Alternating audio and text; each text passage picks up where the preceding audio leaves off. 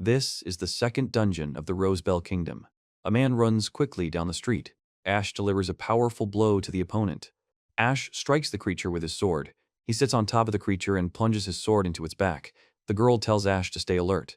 People watching the fight say that the two of them can handle it, and look how strong they are.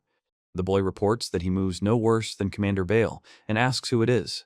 The man explains that he's no worse than the strongest knight commander in the kingdom. The woman says that this power definitely doesn't belong to a mere human. The girl says there is too much talking and laughs. Ash says he's just a knight, even though he's already been fired, making him a former knight. He explains why monster slaying is so highly valued in the kingdom and believes he can bring back the days when they were all together. A year ago, monsters appeared in a village near the Imperial dungeon. A boy screams for help and asks what's going on. A woman asks for help. A man says the 13th squad is advancing. The man reports that the Imperial Knights have arrived, and another man notices that a fight is beginning. The man expresses gratitude to Ash for slaying over 500 monsters and saving the village and awards him a knighthood. Ash says he's truly grateful. The villagers are indignant and say, so what? They protected one village. Ash says he's just a man who received a title and it's probably an eyesore for them. The young man says he's just arrived, and the woman replies, that's fine then. The man explains that the girl is his fiancée, Raffi, the second daughter of a nobleman named Lagan, and he can't refuse the engagement as it's a proposal from a high-ranking member of the empire. The man says that ultimately he just wants to get married and build a happy family and retire. Ash tells her to put something on over her to keep warm. The girl says everything is fine and this conversation won't take long. The girl explains that she wants to break off the engagement. The woman says she hopes for understanding and that their marriage was originally her father's wish. Ash says he'll break off the engagement and asks why. The girl explains that she's become closer to the Count's family and her knighthood doesn't quite equate to aristocracy, so she knows for sure who she'll marry. The girl explains that she loves the Count more. The girl asks to forgive her. Ash says it's that simple. The man says that Ash is fired and asks not to make him repeat it twice, and he asks in surprise if he is fired. The guy says that Ash interferes with him both in work and in personal matters. The man, Count Livlow's son, reports that the department head has no experience and asks what he will do on field trips. Livlow says that upstart commoners have always been known for their inflated self-esteem and warns against thinking that killing monsters will frighten him. He informs them that the official document is already prepared and no objections will be accepted. Ash ponders what to do. Livlow reports that Ash has long been just an eyesore to people with high titles, and that defeating monsters is not such a big deal. He is just pathetic. The man says he's a nobody. The woman and a group of people say Ash is pathetic. Ash says he understands and asks for forgiveness, after which Livlow orders them to stand still. He tells us not to forget to return all the squad's equipment. Ash says he hates everything about knights and damn aristocrats and wants to stop everything and just be free. He talks about smoking cigarettes, which he had to quit, and drinking alcohol, which he gave up to save money. He says that you can sleep until lunchtime, and from time to time have a good fight just to test your skills. Ash says that first of all, they need to return the equipment so that rumors don't spread that he's a thief. The guy says that's how he'd like to live. Ash says he feels unpleasant looks. He says he was fired, and the guy asks, what about the engagement? The woman says it's just a rumor that the engagement was broken off because of kinky role-playing. Ash panics and says he didn't do anything and admits he doesn't know about role-playing. He asks where such rumors even came from. The girl explains that it's all from the same guy who fired Ash, trying to portray himself as a hero who saved Lady from the clutches of a pervert. The woman says she was ahead but was still late. The girl asks if it's true that the mentor is leaving. Ash says he's forced to leave because the leadership is full of idiots. He says Aurorica Elfwine, the Baron's fourth daughter, has been a knight for many years. He explains that at first she only cried during training, but over the past 3 years she has grown greatly, becoming a reliable young knight. Ash says he's sorry to have to leave her and wants to see her become even stronger. Aurorica tells his mentor not to worry about anything. The girl says she'll go with Ash and be by his side wherever he goes, calling him mentor. He says her name in surprise and begins to explain something. The girl says she's willing to roleplay for him and will play with her mentor, even keeping him company at night. The girl says she'll always be on Ash's side no matter what anyone says, and calls him by his name. Ash asks if she really believed those rumors. The girl explains that she just said it for effect, to make it clear she'd do anything for him. Ash is surprised and asks, what do you mean she believed it? He says that everything is fine and asks Aurorica not to worry, and Aurorica says that it is unlikely that he will be able to prove his innocence. Ash says it's time for him to go and rest somewhere. No one knows him.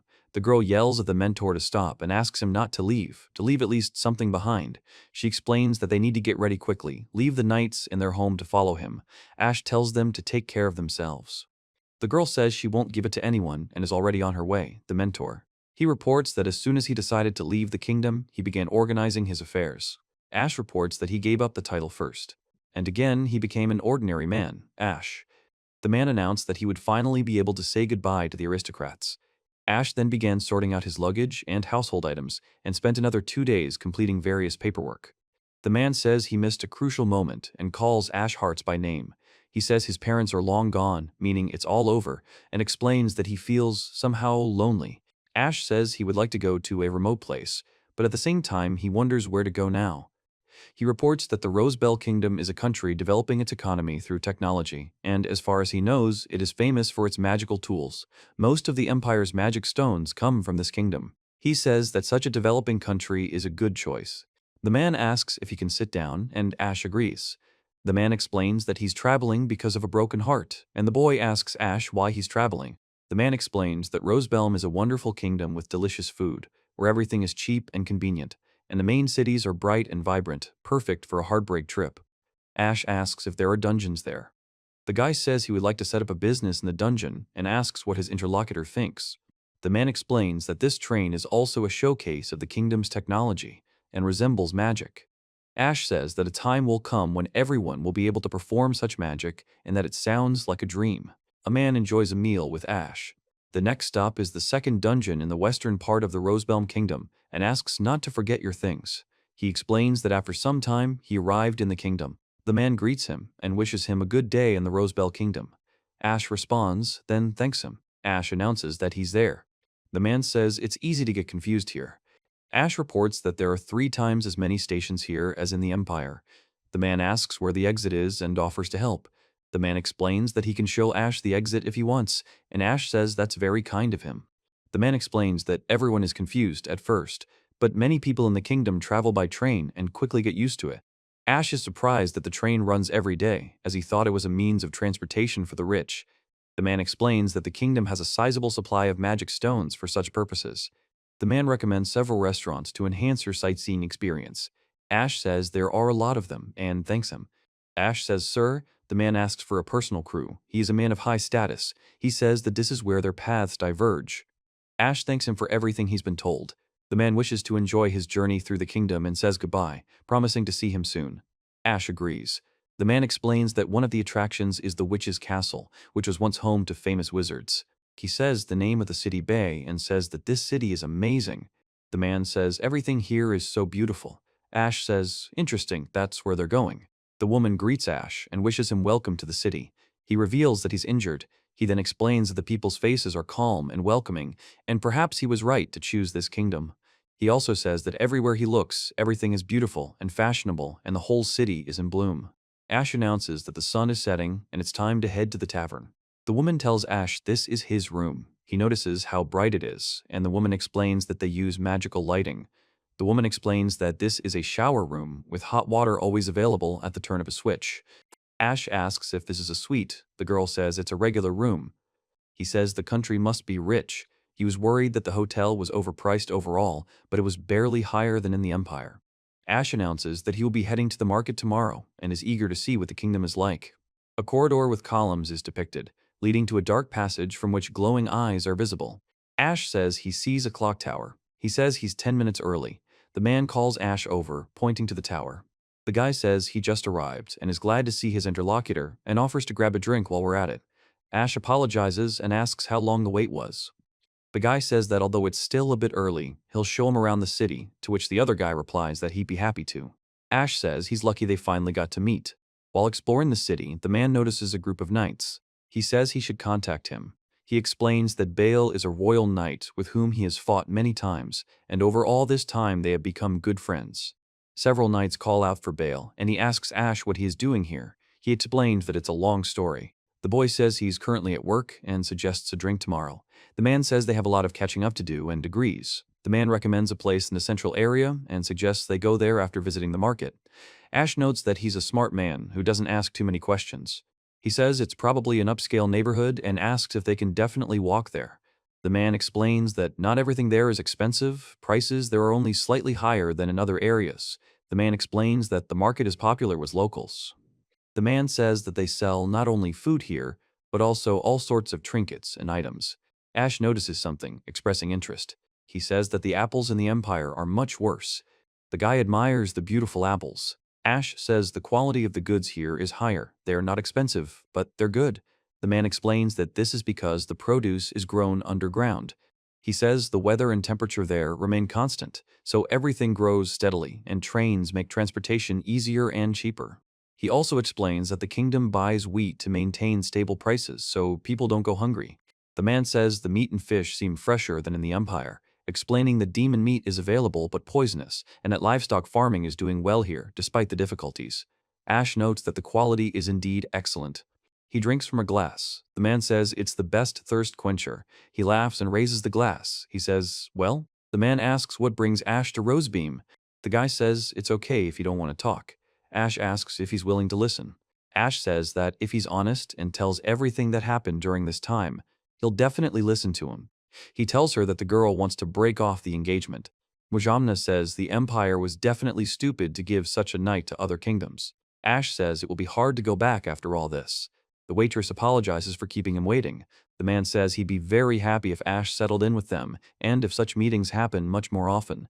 He says Rosebane seems like a better place than the Empire, and the food is good. He asks about the dungeon master and clarifies that they hunt monsters after all. The man confirms this. The young man explains that they make a living by selling the magical stones and materials collected there, and that the price rises and falls depending on demand and the demon's strength, and with his skills, there's a lot of money to be made. He explains that this is done to prevent more powerful hunters and conquerors from being used in the war. Ash says it's a dream job, but the man says it's dangerous and a lot of people die. The man says he'd be happy if Ash became a hunter and thinks the role would suit him. He also says it would give him more time to drink with friends. The man asks if he smokes and notices the cigarettes. Ash explains that he's trying to quit, but under the current circumstances, he can afford one. He asks for one and thanks him. Ash says he hasn't smoked in a while. The man is glad Ash likes it and offers to order another drink. The man explains it's whiskey made from special barley from the dungeon, and it's a rare treat. The man suggests celebrating this freedom, and they clink glasses. Ash drinks. He says it's so delicious. The man explains that there's nothing wrong with being a hunter, earning money, enjoying alcohol and cigarettes, and leading an idle lifestyle. Ash reports that Baale is good at persuading, and he will go to the association when he has time. Ash asks what's going on with the association. He says he doesn't understand why it's so noisy. Bale says he's just in time. Bale says there's a demon outbreak on the 10th level, and no one expected it. The man asks what's going on here. He explains it's a demon outbreak. There are levels where the sun shines, and even jungles with extensive vegetation, while corpses disappear on their own, and the number of demons does not decrease even if they are exterminated. It is also said that the dungeons conceal many mysteries. Bale explains that when demons become more numerous, they invade the outside world, sometimes destroying entire cities, and reminds us that this has already happened in the Empire. He reports that there are more than 300 of them. They move in packs and urgently appeals to the hunters for help on behalf of the Order. He informs them that they need his help. The man asks who it is. Bale explains that it's an old friend of his who is just as good as him, if not better. The man is surprised and asks if he's better than Master Bale. He explains that Ash is a former Imperial Knight of the 13th Squad, the fighter ASH. Ash says it's a nice nickname, and Bale says Ash is a knight who kills demons with lightning speed. Ash says, okay, he'll do it. Bale says he's glad they'll be fighting together and looks forward to it. Bale says he'll try not to interfere. The man asks if he's chosen the right gear. Ash reports that everything from the chest plates to the magic sword is of excellent quality, and due to the urgency, they will provide equipment this time. The man moves on, explaining that the lower levels have already been conquered. Ash says the next level is the third. The man says they left a few people behind in case the main building was breached. The man explains that it's level after level. Ash says, hey. Ash explains that there's a different atmosphere here, a place where demons don't appear, and asks what it is. He says that they usually set up camp here, but now they have cleared everything out. Ash says it's a shame he missed the camp, and Bale says everything will return to normal later. He reports that the shutters are closing now, which should give them some time. He explains that here is the path to the 4th level. He says it's a magical sword and a magical weapon.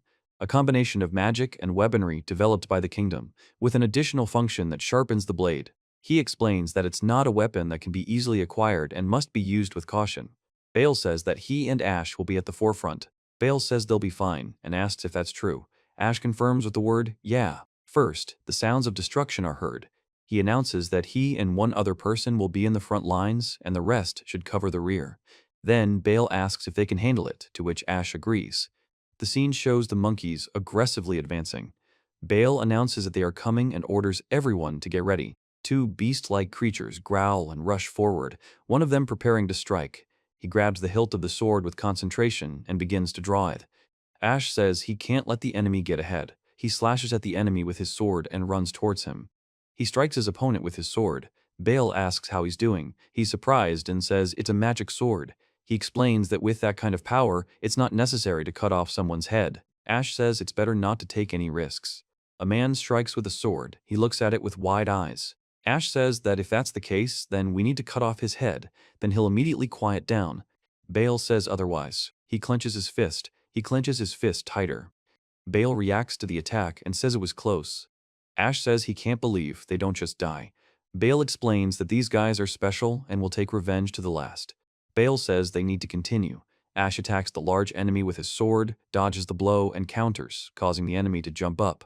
The gorilla growls and lunges forward. The man grabs the door and yanks it open. Then the man pushes back. He thrusts his sword into the gorilla, who tries to bite him, and Bale says that Ash is doing a good job, and he asks Bale if he really enjoys his work. The knight says that he has now decided to move here permanently and support each other, and Ash says that this is true. The guy says, it's amazing. The man says, well, well. The woman addresses Ash, calling him Lord Knight, and asks what happened. Ash responds by asking what happened. Ash says he knows of his power, like Master Bale's, but what he did raises questions and asks to speak. He states that he is the equal of Commander Bale. In the Empire, he stopped a wave of 500 demons, leading only one squad, and killed 200 of them alone. The guy explains that he's able to defeat the blue monkeys without much effort, but they could never hope for something like that. Another guy says that maybe he's a diamond in the rough that only shines in dungeons and asks if he's a real hero. A third guy says that it's... Ash says everything is ready and calls. The guy is surprised and asks what, and then says, so fast? The knights descended to the 10th level of the blue monkey's abode to check for anomalies. He asks if the 10th level is dangerous, to which another knight replies that it is a hunting ground for mid-level hunters and is not particularly dangerous. Ash reports that according to Bale, even more vile demons appear from the 16th level. There has never been an influx of demons below this level, but there seem to be fewer of them. The woman says that if demons below level 15 flood here, there will be a catastrophe, and all residents will have to evacuate. He explains that if that happens, the hunters will be forced to join them, and it's hardly a dream job, the woman says. Ash says he didn't get enough sleep and is worried about being alone, and the woman asks her to forgive her for that. Ash explains that he was called right after a get-together. The woman laughs. He reports that this is a report of the battle. The woman informs Ash that the Order will later present records with more detailed information. The woman says it's a reward for preventing a demon attack and asks him to accept it. The girl asks if they want to become a hunter and says they absolutely must join their guild. The girl says strong people are welcome. He explains that they'll add value to the materials from slain demons and that that's not all. He says they'll help with that. The guy says they're talking without even asking him. The girl explains that if they can afford it, they should teach him the basics. The man says they could sort out the formalities. Ash says that after that, to the enthusiastic greetings of Bale and the girl behind the counter, he became one of those who... He says he needs to put the money in the bank first because such a large sum is too dangerous to keep on his person. Then he says it's starting to feel like everyone is after his money. He notices this and says, Ash says it's a photo postcard. Ash looks at the postcard rack. The girl asks for her contact information. He tells Uruk that he doesn't want to leave this place anymore and that he'll contact her when he gets settled. Ash says he hopes she's okay and has no problems. He says he's giving her this second. The girl announces that she's leaving the guard. He asks why. She explains that she received a letter from Ash in which he said he started working as a hunter in the Rosebell Kingdom. He asks if she wants to follow him, and she replies yes. Ash says you can make money by killing demons. The man says he'd be laughed at in the Empire just for being in the 13th squad. The man calls Ash a sly one. The girl tells him that he is in the first city of the dungeons. He asks where it is, and the girl suggests that she should go there too. The guy asks the girl if she's ready to go, and she explains that she has some business with her parents. Ash says he'll have to tell Will later. The man enters the room and calls Will, explaining that for various reasons he's taking over the family business and has decided to quit as well. The woman welcomes him to the Hunters Association and promises to give him the best welcome. He thanks her. The woman explains that it's a license card and asks him to show it to the association staff upon entering the dungeon. The man agrees to give way to the young people. The girl explains that the most important things are a deterrent and storage bags, which can be purchased at the association's shop. Ash asks if there are any tools he should buy. Ash says he's a hunter now, and the man congratulates him on receiving his license. He mentions taking the day off. The man asks how work is going.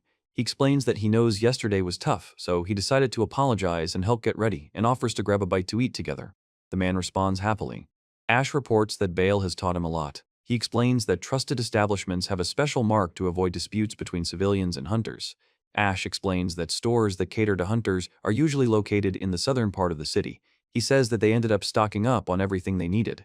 The guy says he's brought in a potential regular customer, and the man says the store owner is a good person.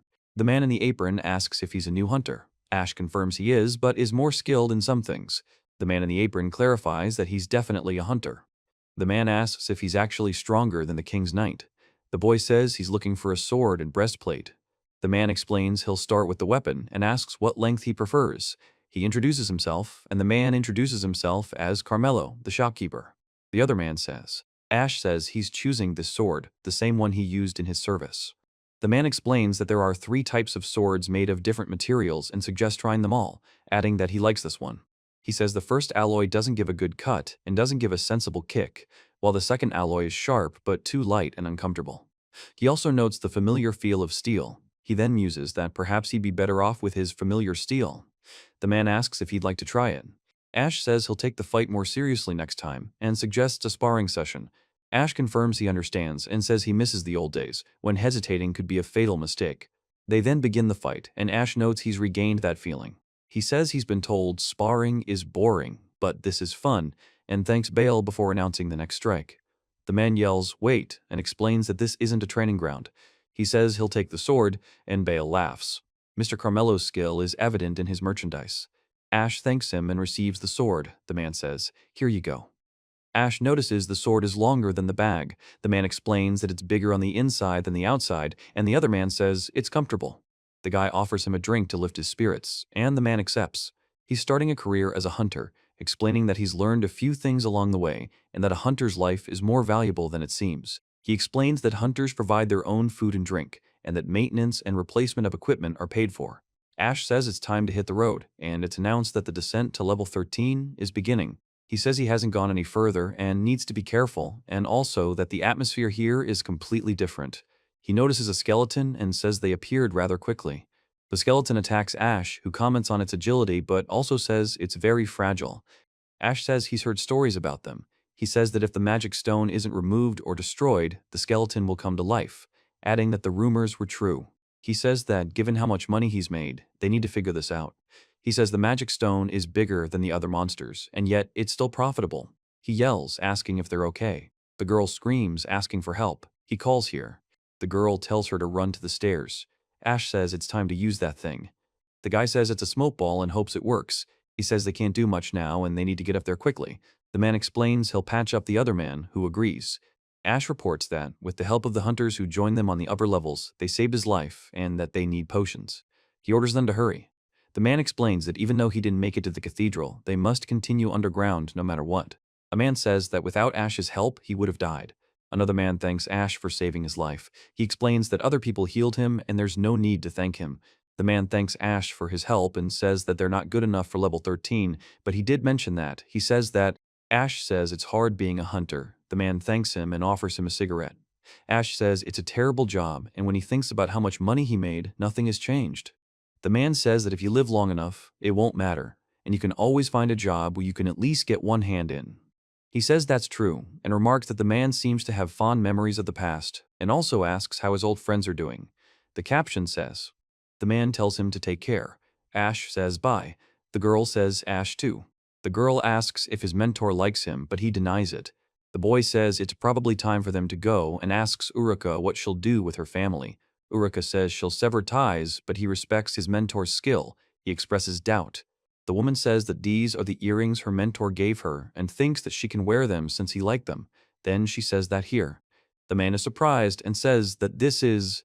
Ash says she didn't have to use the ring because their engagement fell through and explains that she'll still have to pay for offending the protege. The woman says she'll take it just in case. The girl says she'd like to get some feedback on her outfit as a gift. The woman announces that she quit without notice and is cutting all ties with her family as of today, thanking them for everything they've done. The man shouts that she's decided to leave the country.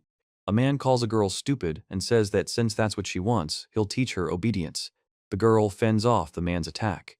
The woman speaks slowly as she punches the man in the stomach, causing him to fall to the ground. The woman says that if she wins, she can leave, and asks if that's true, father. The father remains silent, and the woman says she will live her life the way she sees fit. The caption says the action takes place in the Bergland Empire. Ash says that the other three, as he sees it, have done the same. Rudrick reports that the time is coming when the Empire will have to focus on the dungeons, and then battles with demons will become inevitable. He says that a crazy bastard took it upon himself to approve this. The man says they have experience hunting demons and need the knowledge and skills of the 13th Squad. Ash asks what to do now. The man explains that they are being called to explore the 20th floor of the dungeon and asks if there are any comments. Ash says he thinks they lack. A man tells a friend of his has recently become a hunter. He explains that it is the same one he was telling you about. The man says that he is just as good as him, and he confirms this.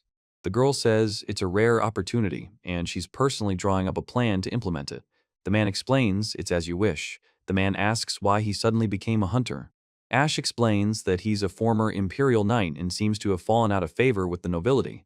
Ash explains that he says that someone clearly remembers him and asks where he plans to join. Raj says that any party will take Ash because he is very popular. He explains that he is self-sufficient for now. Talon says that he heard about Nameta at level 14 and… A man asks if he's strong. The man explains that he's described as a demon in black armor and without a head. Ash says that other demon hunters have defeated him before. The man says, The girl asks, He asks what happened. The girl replies that there is a very beautiful girl there. He silently holds the mug. Ash says, guess who? The girl laughs. He asks what's going on. The girl says Uruk's name and says she's right. The upper right corner features a cafe sign with a cup and text. Below, a portion of the building's facade with an open door is visible. There are no speech bubbles or characters in the scene. Ash asks what brings the girl to Rosebell. The girl explains that she came for Ash, the mentor, and says it's obvious. Ash, surprised, asks what. The girl explains that she's here forever. Ash laughs sheepishly and says, The girl orders Ash. He announces that he has quit and asks what about the squad. The girl says that there is no point in being a knight without him and that she too plans to become a hunter. Ash announces that hunters must renounce their previous citizenships and that he has already taken care of this. The girl explains that her father told her to defeat her if she wanted to leave, and that she already has. The man expresses doubt, asking if he's serious. The girl explains that she wants to become a hunter and suggests somehow legitimizing their relationship. He asks if she really wants to become a hunter and says that he wants to stay by her side. He is surprised and asks what the girl is talking about. The girl asks, what is? Ash says he wants to break off the engagement and calls the other a pervert, asking to look at him, calling himself a coward and cursing.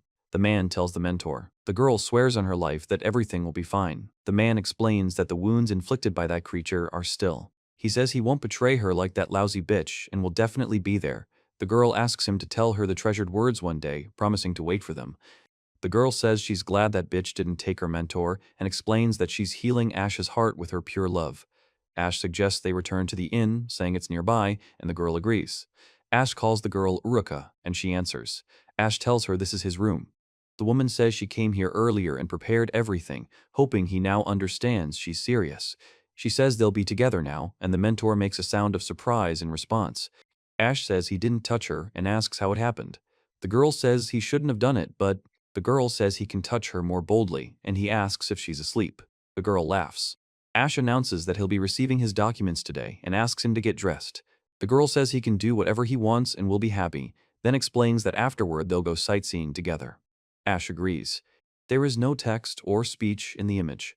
At the top right, a man announces that this is the girl from yesterday and expresses irritation, while Ash asks Uruka what she did. Uruka replies that she did nothing. At the bottom right, Ash and Uruka ask for a license for her, and Uruka greets them. The girl laughs, and the woman says it's terrible. The guy tells her to stop, turning to another guy. The girl thanks him. Ash tells her that yesterday the girl said she would kill anyone who approached him and asks if he hangs out with people like that, and also asks if she is Mr. Ash's girlfriend, to which the girl replies that she is his. The woman says they can now go to the dungeon together, and the girl suggests they go shopping. The girl asks what Ash prefers and says they're going to a dungeon. She explains that less than pious girls wear them at lower levels. The man explains that for a modest fee, they boost the squad's morale. The girl in the swimsuit screams at. The guy explains that these are bought for seduction and that there are different types of girls who are hunters. The girl says that's clear and asks which swimsuit he prefers, the red one or the black one. He remains silent. The girl explains that she thinks he'll be able to appreciate it better later in the evening. The girl laughs. Ash tells her not to talk nonsense, and the girl says he likes it.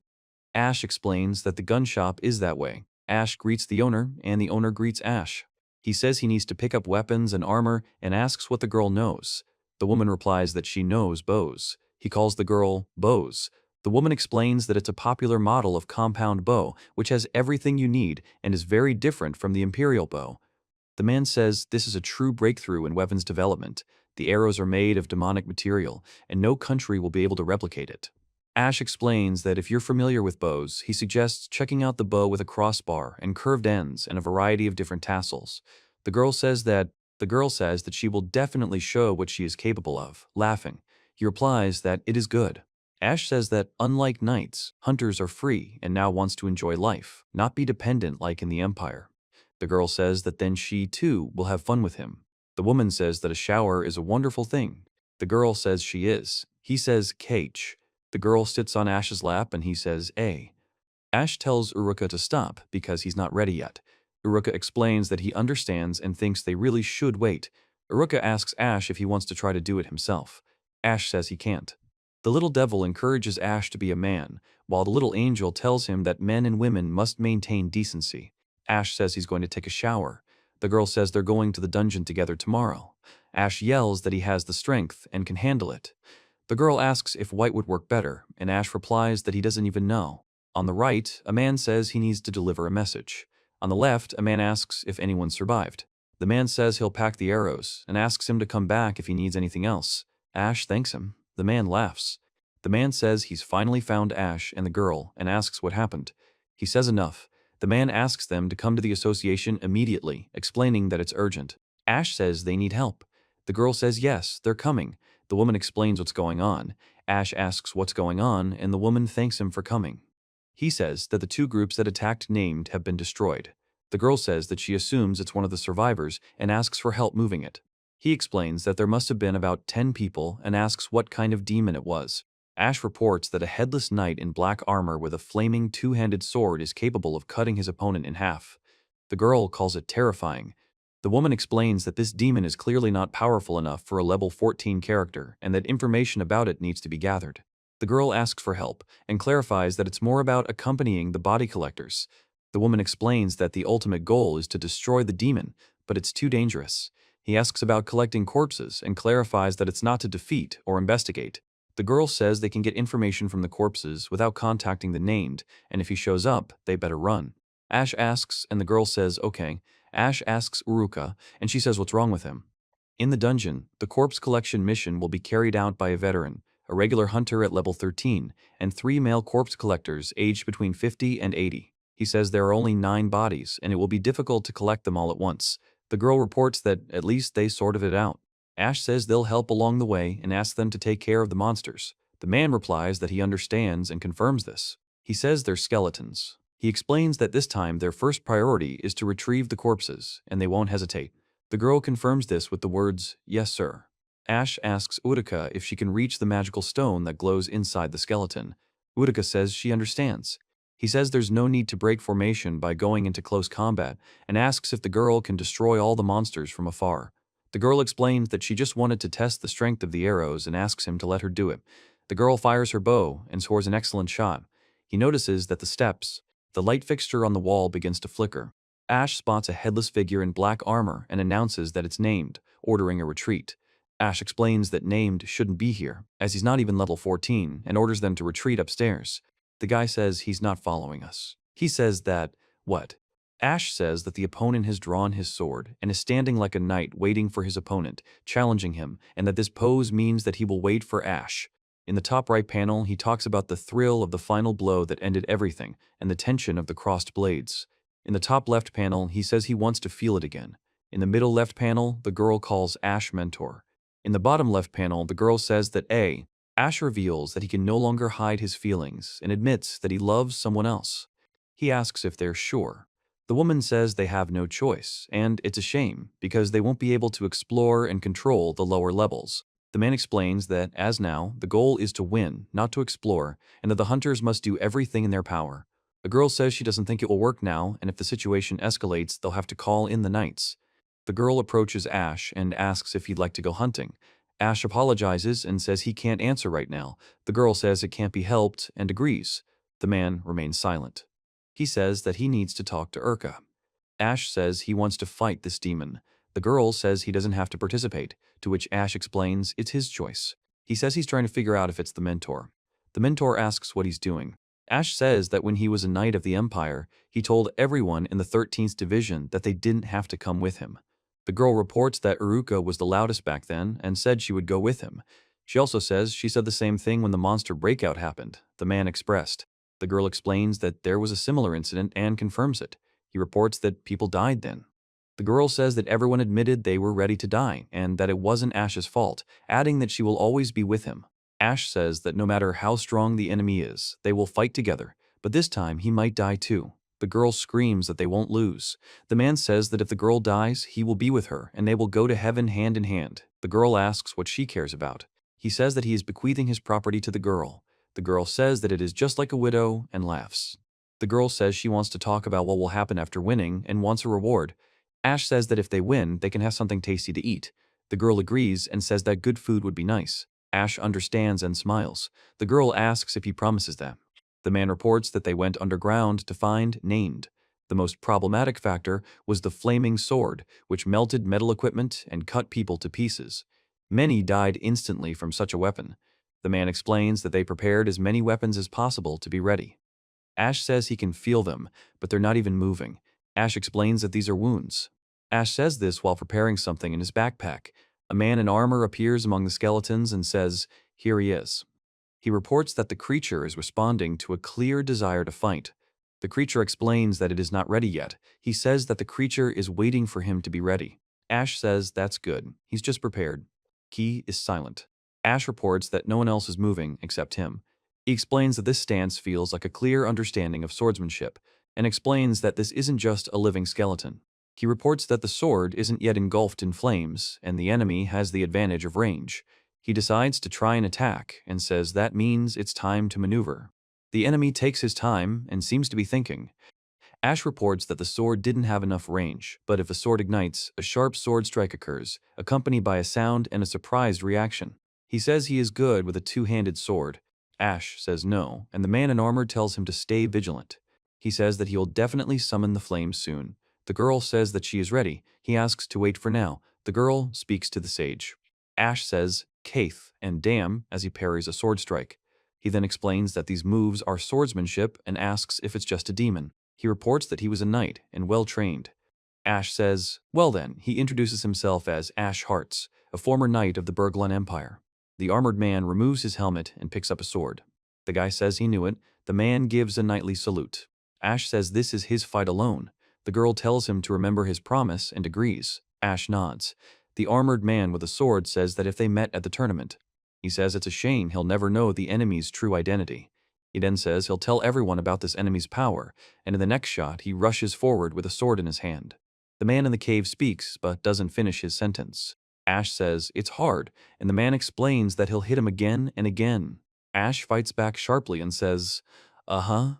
He says that this is a real knightly duel and reports excellently. Ash says that what he's been searching for so long is that our swords speak for us. In the next panel, the man declares that he will seek an honorable death in battle to avoid becoming like him. He says he will finish the enemy himself. He then strikes the armored enemy with his sword, after which he looks back with a tense expression. Ash reports what he found. The armored warrior receives a blow to the head, causing blood to spurt from his helmet. He says that one blow to the stone and it's all over. The man remains silent. The knight remains silent, clutching his shield and raising his sword in the flames. Ash reveals it's a flaming sword. He says that if his skills are so good, he should switch to a different stance. He says he knew it. The man with the sword raises his weapon to strike. Ash says it's just a little bit more and it'll be the end, then announces he got away with it. The man screams, "Damn," when he gets hit. The knight wielding the magical weapon says that this is completely normal and it's not surprising that such things can't be sold on the market. He says that this doesn't mean he'll give up and that victory will be his. Ash says they shouldn't attack right away. Then he says they need to focus. The man explains that patience is required. He says there is little patience left. Ash announces that it's a direct attack and should slow the enemy down a bit. Ash notices it coming. Ash then takes a hit and falls to the ground, after which he makes a pain sound and raises his sword, looking at the enemy standing before him. He reports that he succeeded. The warrior in armor says that he only chipped off a part. He looks at him in surprise. Ash says he's offering him something. Ash says he wants him to kill him. There is a backup group on the upper level of the second dungeon. The man asks if Mr. Ash has done well, to which Ash replies that he will see. The man says that, given the enemy and how many people have fallen, they need to prepare and not take a step back. The man says it's definitely him or a demon. The man hears footsteps and turns to Shadi. The man says he can't believe what's happening and adds that it's impossible. The man is silent and then the man turns around abruptly. Ash says they've returned. The man asks what happened to Named and says the holy men defeated him. Ash explains that Named has been defeated. A guy in the crowd warns him not to push, and a girl admires him and asks if he really beat him, asking to see his trophies. The girl demands he give her a seat, and he asks him to move over. The girl declares it's a crime, and he is surprised and asks what he's talking about. The girl explains. Ash reports bureaucracy. The girl says she'll call the knights, but warns them not to feed themselves anything and that they don't want any trouble. The girl says it's serious and asks to fill out a report and list the unclaimed materials. He says it's clear. He asks, "Well, what?" The girl says she's just curious about what they'll do next, and Ash says that when the knights arrive, they'll sort out all the details. The girl explains that he's wonderful in everyday life, but when he fights, he's like a wild animal. Ash explains that in battle, he reports that in this bestial fighting state, he is capable of fighting until his last breath, and for this, he puts everything on the line. The girl explains that this is his strength, his fight for the others, and the reason she likes him, and most importantly, she fell in love with him. Ash says that when they were returning to the base, he praised her, and the girl explains why. The woman says that this ugly creature is just. The girl says she's completely happy. He says everything's fine now because he's nearby. The armored man calls Ash to show him the loot and turns to Bale. The armored man explains that they have armor and a sword and explains that it's difficult to destroy a demon stone. Ash is surprised that it's a magic sword and asks what's so special about it. The girl explains that it's a magical weapon she defeated, and it's powered by magic stones, and also says it can be used as much as you want. Ash says it's just like the legend and asks if it's a figment of the imagination. The guy says he'll check everything, and the rest should write reports. The girl asks what exactly she needs to write, and he remains silent. The girl says she'd like to know about battle reports and unclaimed materials, and the boy replies, "Well, about everything." Ash says he was strong and a true knight. The man asks how the battle went, and Ash replies that he knew it. He reports that the armor is similar to that of the old-style royal knights. The girl says that's understandable. He says he'd like to know his name. The woman says she'll ask the Institute to look into the matter and let him know if they find anything. He thanks her. The guy says he's a bit tired, and the girl tells him to go home and rest. Ash asks if he's picked a name for their band yet. He says the name hasn't been decided yet. He asks about the name. The man explains that it's the name of an ancient god with two faces, and they were named that way for their ability to fight both humans and demons. The man explains that they fought and protected the villages of commoners who were not subject to. The man on the right says Ash is a demon hunter. The man on the left asks if anyone has heard of it, and the other man confirms, saying it's the Janus squad. The bald man agrees. The girl and boy explain that Ash is a lord from the Janus squad. The man calls for a bottoms-up drink, the girl says. "Drink to us too," and he shouts, "Hooray," and everyone reports that they had a feast that day. 2 days later, he says it's time for a walk, and the girl replies, "Yeah," noting that a few days later, she had a nasty hangover. The guy tells Ash that he's on the hook. Ash approaches Bale to ask to speak. Bale reports that a faded inscription was found on Name's armor. Ash asks if this happens to all those who died there. Bale replies that he doesn't know and that they still don't understand why exactly the demons appear. He adds that. He tells them to leave the discussions to the Institute and focus on their own work. The girl says they'll be presenting an award soon and advises them to check out the association. He says it's understandable. The man explains that they'll renew their cards as soon as the hiring situation settles down, and then they'll become permanent members. The girl asks why. Ash says that after they write off his contribution to the association, he will transfer the 5 million reward. The guy says, okay. He says 5 million, then counts and says that's a hell of a lot of money. The woman reminds Ash of the reward and asks if he forgot about it, to which he replies that of course he didn't. The woman calls Ash over and asks him to put his hand like this, at which point he exclaims. Ash says he'll sleep on the girl's arm from now on and demands a goodnight kiss. The girl says it's her reward and agrees. He says that this was part of the lesson plan and asks, and that's all. The girl explains that she doesn't mind him doing anything to her, but he himself told her to wait. He says that it's unfair. The man asks if he's disappointed, and he replies that, what? The girl says she can't believe she's still waiting for him to make a move, and explains why he's keeping her waiting. Ash says no, that's for sure. He says that he is an Uruk, and explains that this is why he says that he is not indifferent to the girl. Ash says he wants her to be with him, and explains that he wants to be a support and mentor to her as a man. He says he'll be there and never leave, and he'll prove that they'll always be together. Then there are cracking and creaking sounds. Ash tells Uruka that there are 2 enemies on the left. Uruka replies that she understands. The girl says that at 15, not everyone is in the gang, and he says that he never thought about it before, but they have been fighting together since they became knights, and their synergy is top-notch. During these battles, Ash remembers the others and wonders how they are doing, and asks if they will meet again.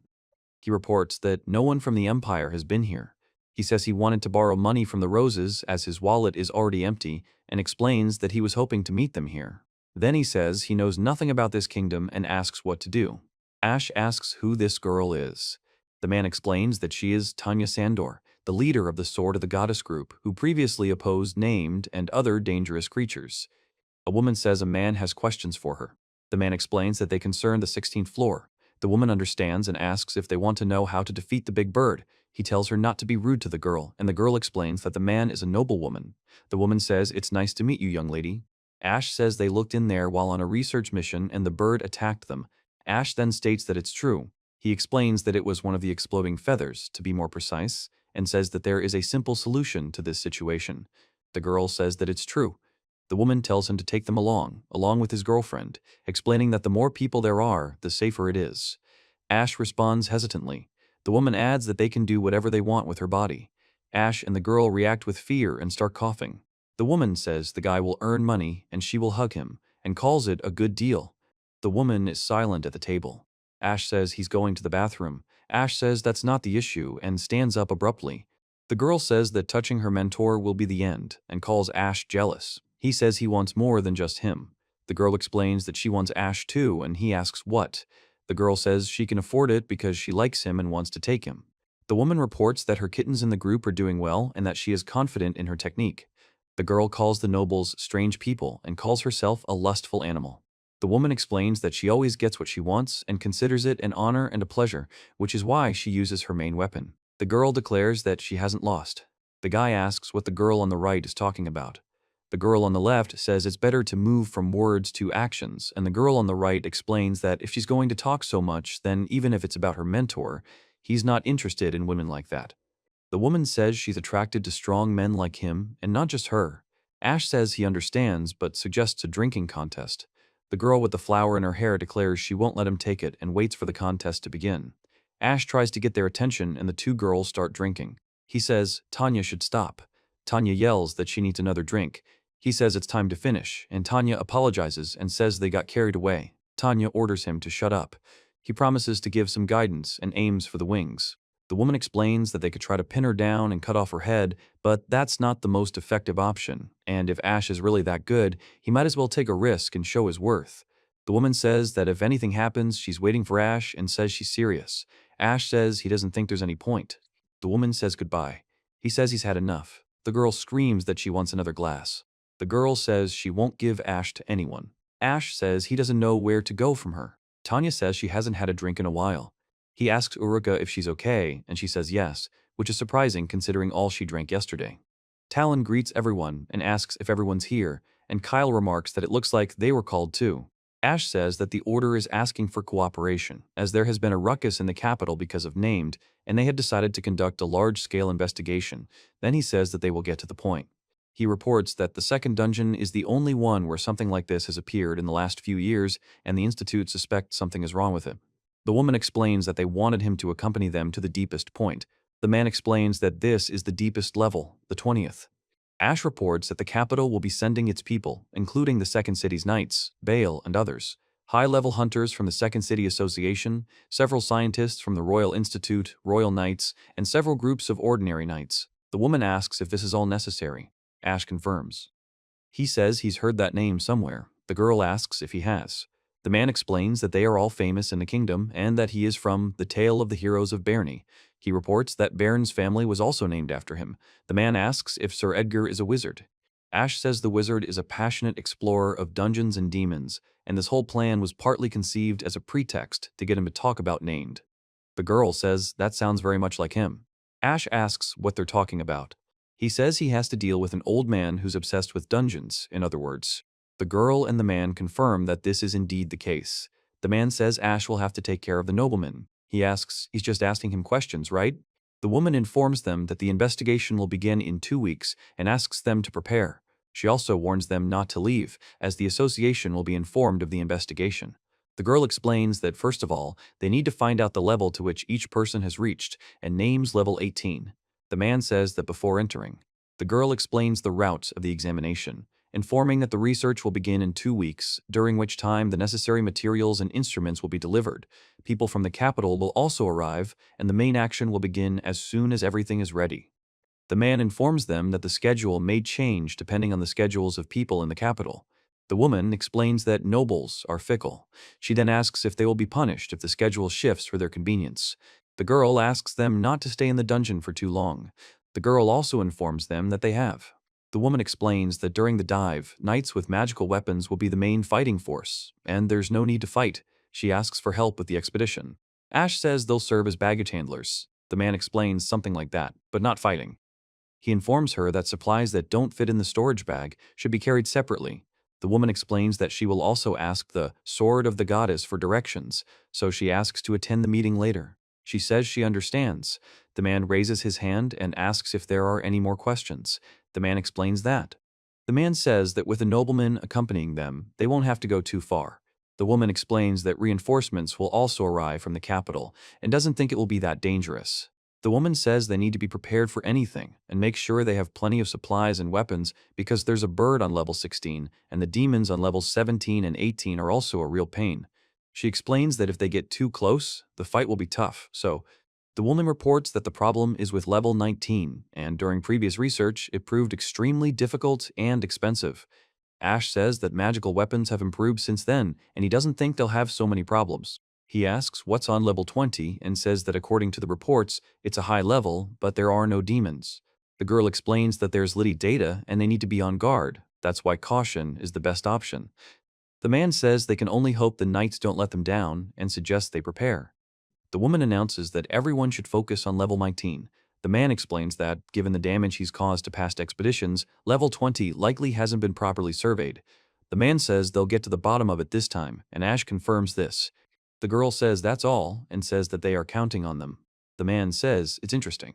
Ash says he'd like to know more about Nemeta. The man asks how someone appeared, and says that he assumes he was a knight, and also says that he is tired, as they have been discussing this for 2 hours. He wonders if they felt his will. He asks for his name, explaining that he does not want to seem rude. The man says he knows from the report. Ash explains that his name is Ash, and that this is Uraka. Ash says that he is Edgar. The man says that he examined the armor, and it really does look like old-style armor. He's inclined to agree with Ash's assumption that this demon was once a human, and adds that the world is full of mysteries, and one shouldn't forget about magic. He says that perhaps the dead man became a demon. The woman asks if she's okay with smoking, and says she's never seen magic before. Ash explains that the stuff won't do any good. The man says he understands, but smoking is his outlet, adding that he's had trouble sleeping since childhood. He says it's an unusual affliction for a wizard. The man explains that it was originally a normal weapon, but something distracted him. The man explains that they know why Named had a magic sword. The man explains that there's something called a magical element, which is considered the source of magic. Ash explains that the dungeons are full of magical elements that imbue ordinary objects with magic. He explains that if an ordinary sword is left in them for long enough, it can transform into a magical one. Ash and the girl explain that it's an ordinary sword. He says that if a demon-like creature is born, and if they can unravel the dungeon's magic, they might be able to unravel the mystery of Named. The man explains that people are said to have a soul, and asks what happens when that soul combines with magical elements and is transformed. Then, Ash says he thinks they can go now, and the man replies that of course they can. The boy shouts that Sir Edgar has been found, and asks where everyone has gone. He reports that Sergio and Knight Commander Bale are asking to hear what he has to say. The man says he's going with 2 people to explore the Yahello where Named appeared. Ash and the girl ask what he's talking about. The man explains that a preliminary dive is necessary before a full-scale exploration of the deepest level. He reports that this is where the battle with Named took place.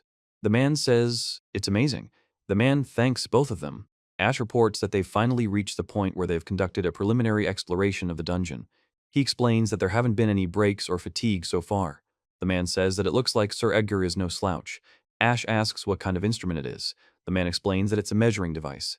The man explains that it's a relic from the royal castle's treasury and offers to tell its story. He says it's worth it, and they'll see it many times during their explorations anyway, and then says that this man is generally. The man explains that there's an anomaly of magical elements here. The deeper they go, the brighter the color, and suggests they continue. The man explains that the stone has turned blue and suggests they look for a hole or a hiding place. Ash says he'll never tell anyone what they told him, and the girl suggests they talk about it inside. The man tells Ash that there's a small hole here. The man talks about some space and points to a place. Ash explains that it's caused by vibrations in the dungeon. The boy asks about the vibrations. The man explains that perhaps over time the dungeon has blocked a passage that actually existed before. Ash says that this wall is blocked. He reports that the dungeon itself blocked the passage. He explains that several similar cases have been reported previously, although the circumstances of their occurrence are unknown. The man explains that the ancients called such a dungeon a man-eating monster, and perhaps they were not mistaken. Ash reports that the monster lures people into its belly because it is alive. Even holes in the belly can be sealed by themselves. It is also capable of changing its entire structure, and if it adapts to the environment, then destroying the walls is useless.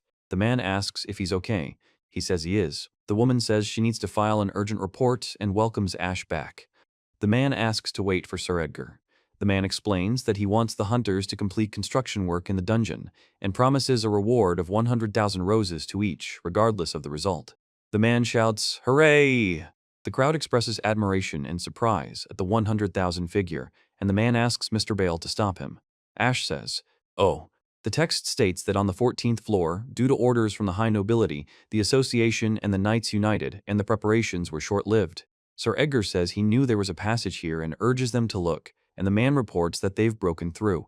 He explains that he felt a rush of air and that there's definitely something there, and the man asks if there really is a passage. He reports that he reveals that the muscle collection is here. The husband. Ash informs his mentor that the texture of the walls and the ground are the same. He says it's a cold surface, metal or something, and explains that it must be a fluctuation effect. The man exclaims, "What is that?" All 3 look at the destroyed robots. Ash says he thinks it was Named. The man in the hat says they must have died here for some common reason. Ash asks what they're talking about. The man in the hat explains that it looks like Named's friends. The man explains that the dungeon then moved. The man explains that if it's short-lived, wizards are sensitive to it. He asks if there's a way to reduce the amount of magical element, and the man says that it can't be controlled at the moment and will have to wait until it subsides on its own. The girl says the guy often talks to someone else, but not so much to her, and even now he's more interested in him.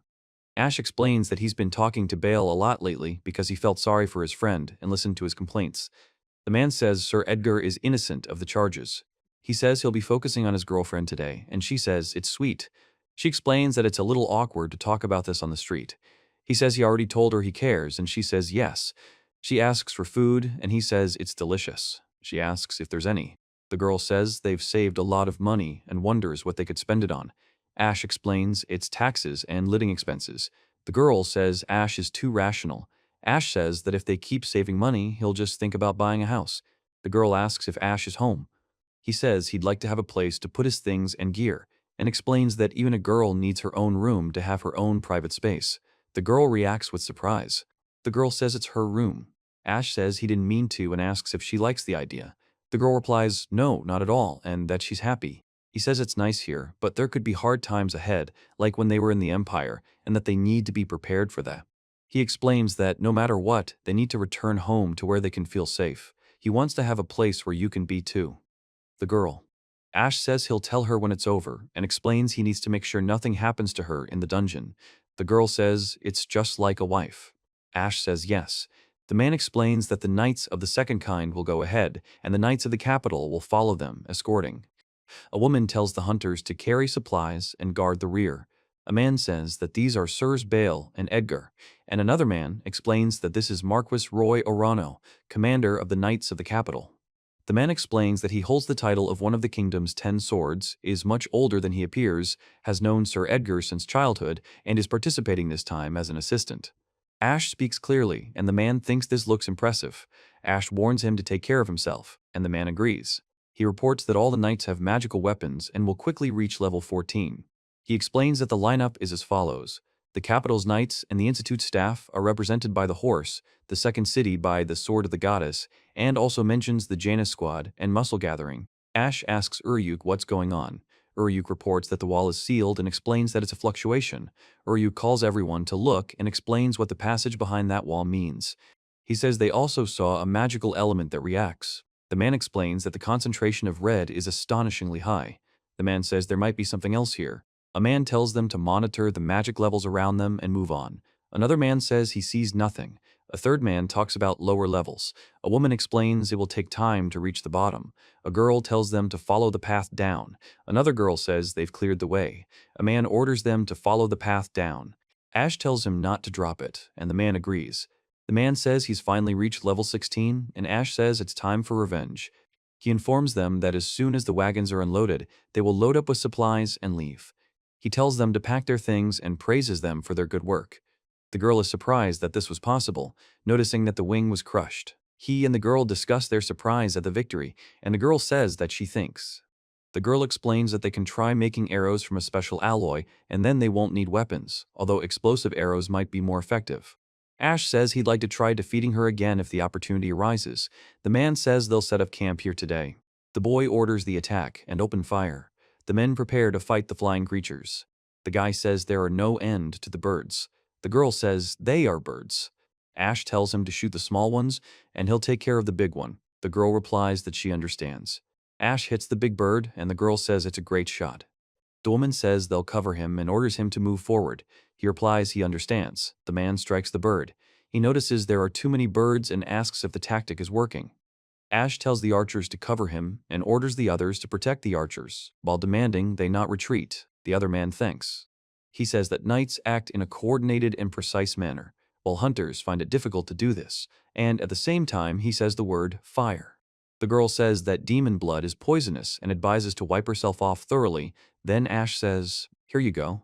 Ash announces that revenge has been accomplished and says that he did it. He says they better wipe this crap off. He reports that Uruka has done very well. Uruka is happy and asks if it's true. The man in armor turns to the guys and asks their names. He says his name, Uruka, says hers. The man in armor. The text says it's the 17th floor the next day. Ash says it's sad to see the group dwindle, and the man says there's nothing he can do.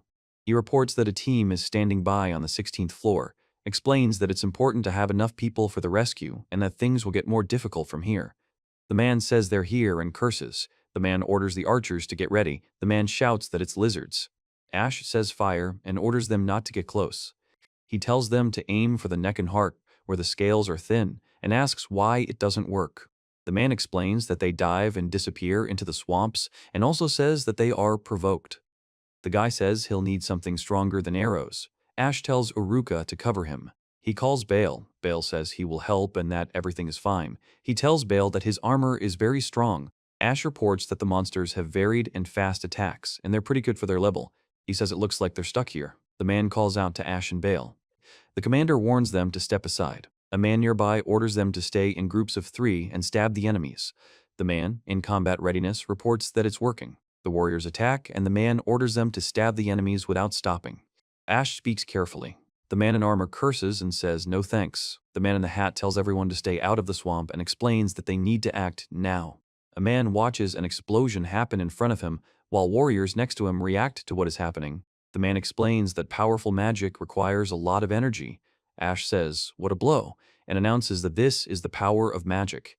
The man explains that magic is not an easy thing. The man asks if he's sure this is the right place and says he doesn't think he can do something like this again. He says he is and explains that their task is to get to the next floor. The boy asks what's different about these creatures. The man replies that until now the lizards were classified as demons, but the ones coming next are soldiers. The girl clarifies that they are soldiers. The man says it's better to see them for yourself to understand, and suggests leaving the scientists and guards for them. Ash reports that the lizards on the 18th floor are a species close to humans in cultural development, and asks if this is a settlement. The toads confirm that they are indeed soldiers. Miss Tanya says she doesn't know if they're the only ones here, and explains that they didn't kill everyone because they managed to escape. The man asks Ash what's troubling him, but he remains silent. He says they need to keep casualties to a minimum, and on the bottom. The man says he understands his interlocutor, but they're not the same anymore.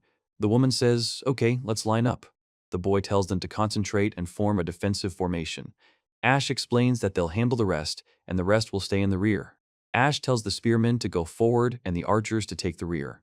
The guy fires a rifle and says it's fire.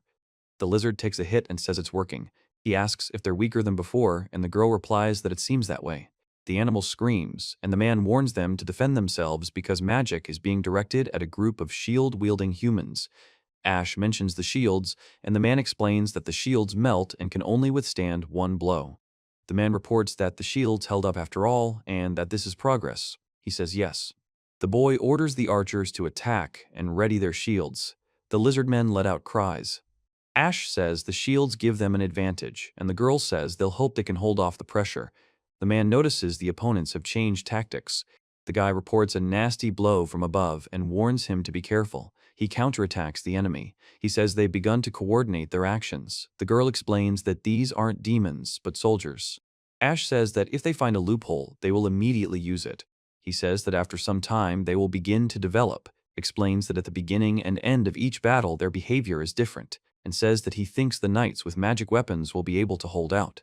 The woman says that the longer the fight lasts, the worse it is for them, and that they wanted to destroy. The woman explains that hunters are more concerned with individual achievement than solving mysteries and successful research, and that reaching the lowest floor will be difficult. Ash reports that the order agrees with Mistress Tanya.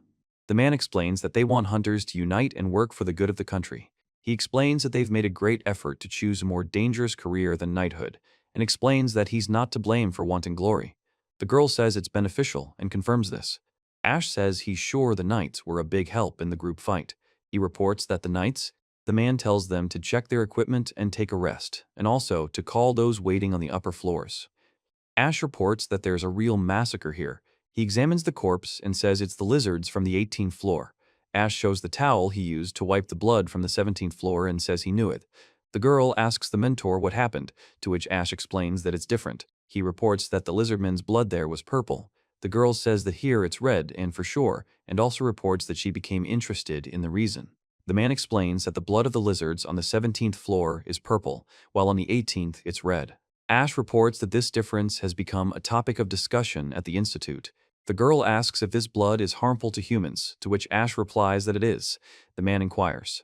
The man explains that there's a famous story about a hunter who ran out of food in a dungeon and died from eating demon meat, and that animal experiments have shown similar results. He says it's good that the splashes didn't affect him. The man explains that. Ash explains that demons who die here undergo certain changes to their bodies later on, and asks if they know about it. The man explains that they will disintegrate, leaving only fur and claws, but purple pools of blood remain, which is bad. He explains that the demons then die a natural death after a month or so because they don't reproduce. The man explains that this is typical for demons, since they have. The man explains that the lizards here are different, and when the sword of the goddess reached the 18th floor, he asked to find as many lizard corpses as possible. He explains that even after arriving at the lab, they didn't rot, although the flesh of dead demons begins to rot within an hour, regardless of. Ash reports that the meat delivered back then is still frozen and retains its appearance, but hasn't begun to liquefy either after a day or a week. He explains that the animals were fed red blood, and they didn't die, unlike purple blood, which is non-toxic.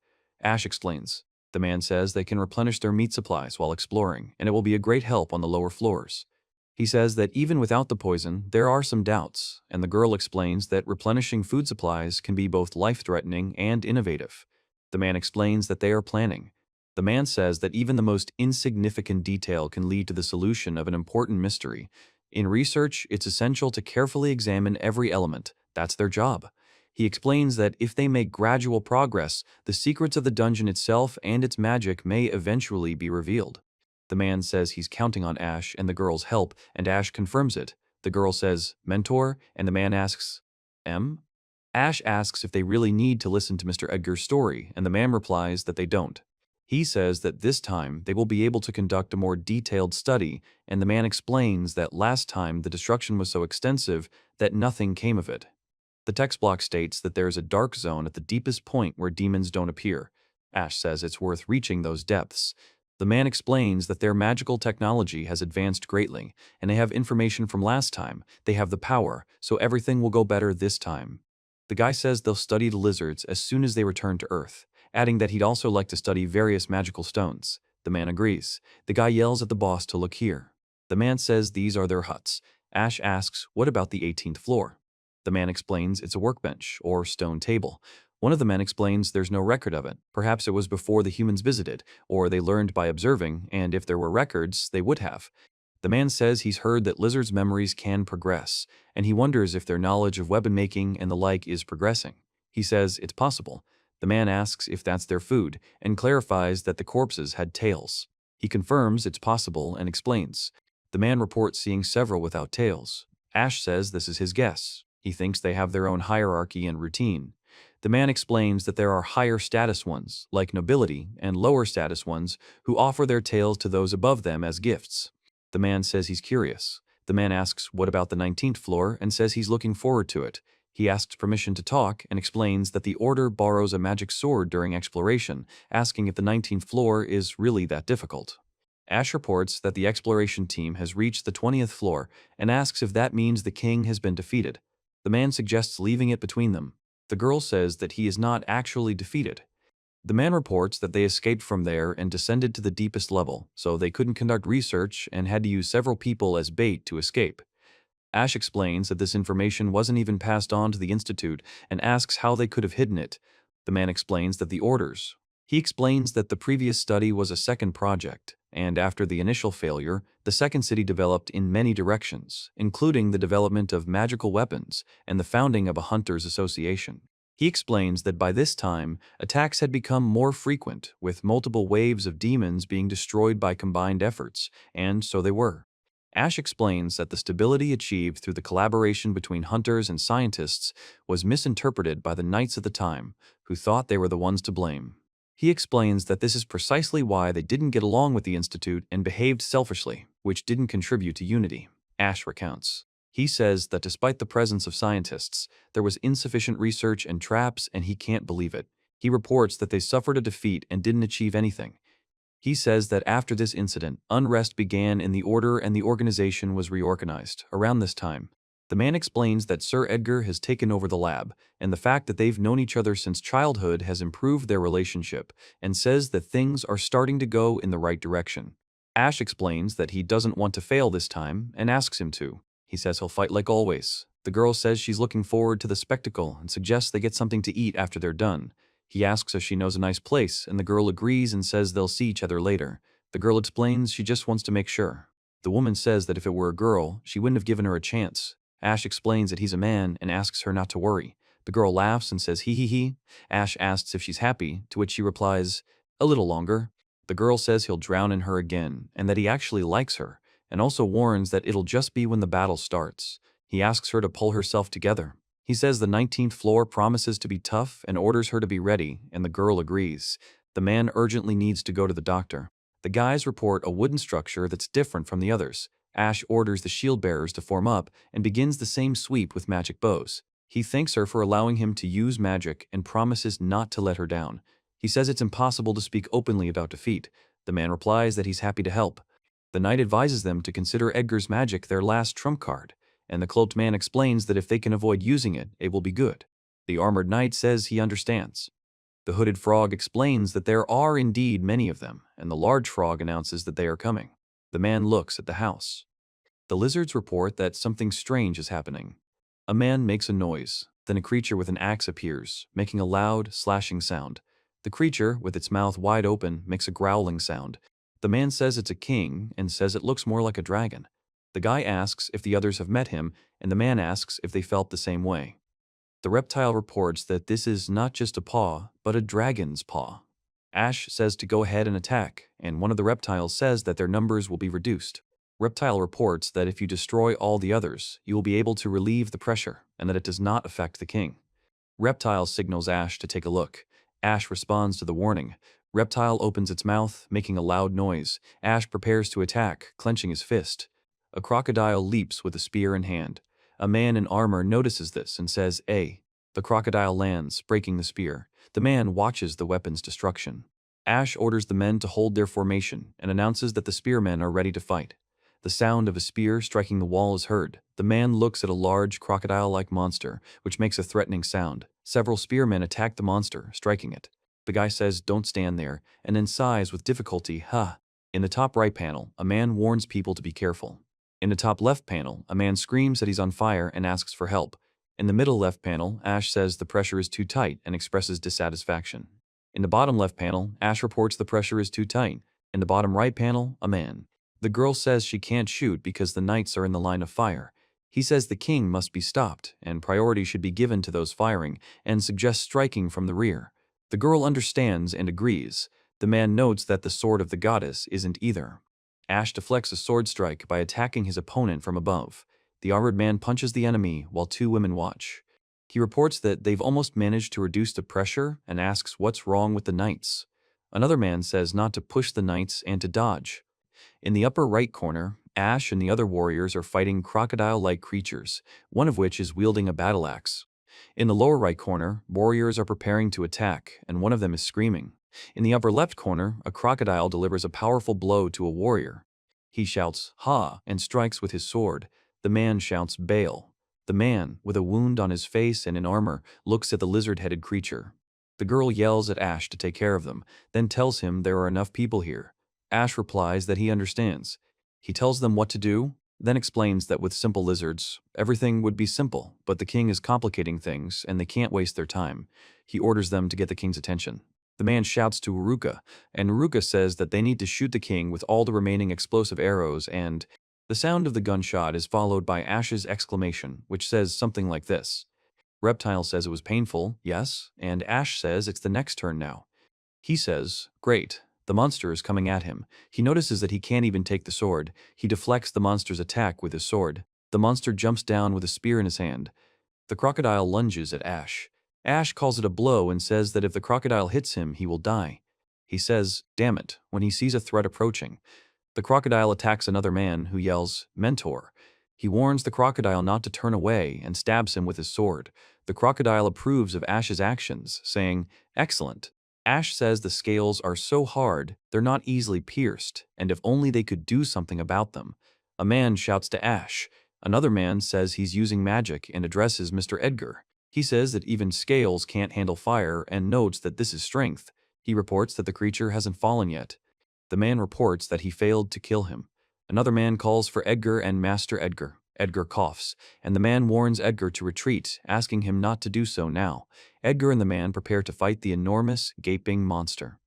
Ash says he won't let them get away. He explains that this is a perfect opportunity and charges at the enemy, shouting, "Take that." He screams, "No," then rises from the ground, grabbing his sword, and prepares to attack the approaching enemy. Ash shouts, raising his sword, then stomps his foot on the ground and strikes the crocodile. The crocodile lets out a loud roar. He clenches his fist and prepares to attack the crocodile, whose back is turned to him. The crocodile turns its head towards Ash, then lunges at him. He dodges the attack. Ash states that the sword is stuck. Then he strikes the creature with the sword and says that this is how it is. The stage depicts the head of a huge crocodile with an open mouth and sharp teeth, making a loud noise. There is no spoken word. Ash says the arm has fallen off and orders action to be taken now. The man orders Ash to use his weapon, and Ash responds by calling the man master. He says that if he had a weapon, he would. He then notices the sword stuck in the creature and reacts. The man calls Ash's name. Ash reveals that it's a magical wind sword, a weapon reserved exclusively for the knight commander he's with. Ash runs toward the large monster and strikes with the sword. He says he's still not falling and asks if his tail is supporting his body. He explains that he adapts easily to circumstances. Ash says that even Nat didn't face him, calling him truly the king of the lizards. Ash then explains that even he can defend himself that way if he's hit with the handle. The girl speaks to the mentor. The man in armor and the other man next to him are silent. He is silent. He says that he doesn't even know what else could surprise him. He notices the tail and says, "That's it." Ash says it's over. The woman and men look at Ash and the monster. Ash stabs the monster. It means that the creature makes a sound, expressing surprise or fear. The soldiers rejoice in the victory, saying that the king has fallen, that he did it, and that they did it. Ash asks if it worked. The girl shouts to her mentor. Ash flinches when the girl unexpectedly hugs him. The girl says that he is such a great guy, and that she loves him very much, and he laughs. The girl says that she finally can't resist the guy in battle, and that her whole body is burning. Ash thanks her and says that she was also a great help. The girl laughs and asks for more praise. The man asks how they are doing. He thanks Bale for his help, and Bale says he's grateful to them. He says he got quite a rush of pleasure and asks if it's true. Bale says he doesn't believe they could. Ash thanks everyone and asks if it's a fist. 3 listeners react with surprise. The girl says it's a good idea. He, the man, and another man join fists and cheer. The man thanks Ash for the great blow and says it's thanks to him that he was able to win. He addresses the man as Sir. Ash says it's a great honor to hear such words, sir, and the man orders it to stop. He asks if his interlocutor is ill. The man explains that he is already old and was unable to act at the crucial moment. His heart sometimes doesn't obey him, but Master Edgar's great magic helped. The man says that, getting back to the topic, the fight was excellent, and when they return he will give Ash recognition, and the knight reports that even in this case, Ash faced a formidable opponent and says he's proud of Ash's mastery of the sword, explaining that this is what knights should be like. Ash says he did well. The knight calls Ash a fine fellow. He says thank you generously, and the mentor replies, "Go already." He apologizes and says, "As you say." He shouts out Uruk. The guy says that, come to think of it, the arrow bounced back. The girl says, "That's weird." The man says he apologized properly, and Ash says good. The man says they've both aged, and Ash says he envies their youth. The man calls Ash by name. The man says he looked like a guy in his youth and often laughed while fighting monsters. He explains that the stronger the opponent, the greater the recoil, and this simply shows how good his skills are, and also says that he is too skilled to be a simple hunter. Ash says yes, and asks what the assessment is. The man explains that he's true to the basics, but his ability to read a situation is especially strong thanks to his combat experience, and he's not used to backing down even from a strong opponent. The man says that even with the latest technology, he wants the young knights to learn from his example.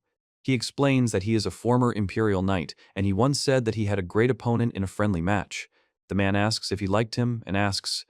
The man says that thanks to this, their country has acquired a valuable fighting unit, and if he were to join them, Ash reports that they are already working on it. The girl explains that they can't afford to have all the talented people gravitate toward the central government. The guy explains that given a situation, he thinks he won't want to join aristocratic society for now. He says that we'll hand the business over to the Barone family, and that's clear. Ash says he's watching them persist and explains that they'll provide a suitable reward. The man explains that he was adopted by the Orano family and enrolled in the knightly order and asks if they've come this far. The man explains that he's truly valuable. He says, but. The man explains that even if he avoids the aristocracy, he cannot escape the orders of the state, but eventually his name will reach the ears of the higher ranks and Her Majesty. The man explains that when this happens, he will need someone to protect him. He reports that even the baronet's family will not. Ash offers to cooperate on his part, promising that his family will deal with the queen's antics, and in exchange, wants the other man to become a nobleman and join them. The man says he respects this wish and will not interfere if it is his own decision. The boy understands their position. He says he won't let petty noble squabbles over spheres of influence destroy such a man, and he only wants to see how high a man with such power can rise, which is extremely curious. The man thanks.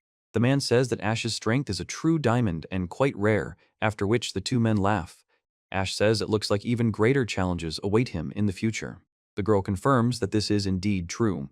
The man says it's not a cold, just a few injuries. He says he doesn't seem to have a cold. Ash says he'll definitely help his mentor and advises him to get his health checked by a doctor. The man says he's surprised his mentor hasn't had any problems with monsters and yells, "Hey!" The man thanks him for the potion. The man explains that it's the result of important national research and asks him to ignore it. The man says to give him the potion just in case. The man confirms. He shouts to Sir. The man confirms and asks to get down to business. He agrees. The man says Ash isn't very fond of aristocrats. Ash says he had some difficulties with them in the Empire. The woman explains that nobility is a complicated thing and asks if that's how it is in a kingdom. He remains silent. The man explains that there is a connection between the families, although it is not as aristocratic as the Empire. The man says that he tries to keep them away and that it is only a matter of time before the nobility or the queen learns of Ash's exploits. He explains that he is just. The man says that if he reports this, the queen will find out, and given the talents and strength of the interlocutor, it is better to send a report, since she likes to learn everything firsthand. The knight asks Ash if he wants to become a nobleman or prefers to live as a hunter until his death, informs that Her Majesty can invite him to the capital. Then the nobles will find out that he is the queen's favorite, and some will try to use this to their advantage, while promising to support Ash in any of his. The woman says she has a girlfriend she wants to be with. Ash explains that this is why he can't marry a noblewoman. The man asks if the kingdom is polygamous, and Ash replies that he won't marry without love. He says that it's worth thinking about. The man suggests considering the option of a new surname. Ash says that ultimately, he wants to live and die with a sword in his hand, and that he's perfectly content with that.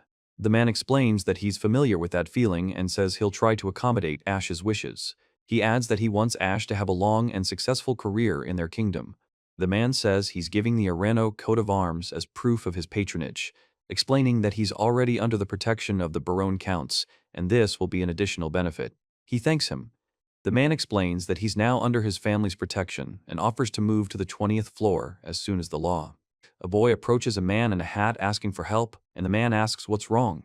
The boy shows the man some lizard eggs and explains that it's believed that demons don't reproduce, that the dungeon creates them, and the man is surprised that they reproduce this way. The guy asks about their body type and explains that the demon population is stable, even though they're hunted in large numbers every day. Ash explains that lizards have organs similar to humans, and reproduction is theoretically possible. The man speculates that lizards' blood might be a different color. The guy explains that the eggs here are special after all, and that this is a historic discovery. He says he's getting ahead of himself. He explains that nothing has been proven yet, and that they'll be happy when they return and have proof. He asks if the guy understands. He reminds him not to forget to collect samples and eggs. The man says they asked the knights and is almost certain this is the equipment from the last exploration. Ash says that here are the weapons. The man explains that these are human bones and is horrified, asking if they were polished because they are smooth. He says it's clear they copied something for their weapons, but making a sword out of stone was difficult. The boy asks if this means those who wielded swords, rather than stone spears, were the best or the chosen ones. Ash explains that the hierarchy was from highest to lowest and suggests they talk to the knights later about how strong they were when they fought, but for now, they need to go. The woman explains that any item with a crest has special meaning, and their family will have something for Ash when they return. The man says they just need him to keep working as hard as ever. He advises him to feel free to use any of the items if he needs anything. On the top right, a man announces their arrival and warns them to watch their step. The man next to him says they need light, and the man on the left notes that it's dark. Ash explains that the scientists will begin their investigation once the lighting improves and asks for a light source for everyone, while the man on the left warns everyone to be on their guard. He says it looks like a room and it's so deep, and the man says there's not even a light source. He notices a bench, and the man explains that it's a metal plate. The girl confirms this. The man says that it's. Ash says there's something written here, and it doesn't look like continental writing. The girl explains that it's more of a pattern than letters. Ash says it's ancient writing. The girl says something interesting. It's ancient, from the time when gods and messengers lived together. He explains that it was the age of the gods, which is why the letter is ancient. The girl explains that God isn't quite the right word. There was an ancient civilization back then. She adds that the gods and messengers created. The woman says the gods' civilization must have been much more advanced than it is now. Ash says they're practically standing on the remains of another world and calls it romantic. He says that perhaps the worlds of fairy tales really do exist. He says he became a scientist because of the legends and apologizes that sometimes he's unstoppable. The man calls Albadine and asks for a word. He apologizes and says he'll go. Ash says, M. The man steps on the floor, which starts to crack, and Ash expresses surprise. He warns Albadine to be careful. Albadine falls through a broken wall. He asks if he's hurt. Albadine apologizes for what happened. He calls for him to come over and promises to help. Another man confirms that everything is fine. The guy says there's something there, and Ash tells him to stay put. He reports that there are no signs of demons and asks what this small room is. The man explains that this can't be, and the girl tells him to call the boss. A woman says it might be a relic. A man in a hat shouts that he'll come down right now, and another man warns Ash that it's too dangerous. Ash says that nothing seems to be changing and laughs. The girl asks the mentor if he's okay, and he says he's no longer in pain and isn't worried. The girl says she'll take the potion now, and he wonders why he didn't drink it right away. The girl explains that she's checking to make sure he's unharmed. The girl asks what it's like down there. Ash explains that it looks like a small room, which was small but elongated, and there were no signs of demons in it. The guy asks what's going on there. The man, the woman, and he discuss the situation. Several soldiers and people in armor are in the room, some of them standing, others sitting or lying down. Ash says it's Albadine, as he suspected. The man confirms it. The bearded man asks to be picked up quickly, explaining that seeing is believing. The other man demands an explanation from Ash. The boy asks if these are ancient writings. He explains that they appeared when the light was turned on, are intangible, and can't be touched. He then makes a sound, expressing surprise or thoughtfulness. The man explains that the artifact downstairs likely served as a power source, and its activation restored the functions of this floor, just as it did in the capital. The girl says this means the entire floor is one large magical instrument. The man explains that he agrees that the artifacts are magical. Ash explains that there are still many unsolved mysteries here, and that our modern tools are merely studies and imitation of them. The girl asks why they placed something so amazing in such a place, and suggests that it could have been a refuge from something above. The man explains that the magic swords. He asks if this means he considers the ancients not gods, but the same beings as people. The man replies that although it is an imitation, they created a magical train, and if there were an all-powerful god, human hands could not have achieved its technology.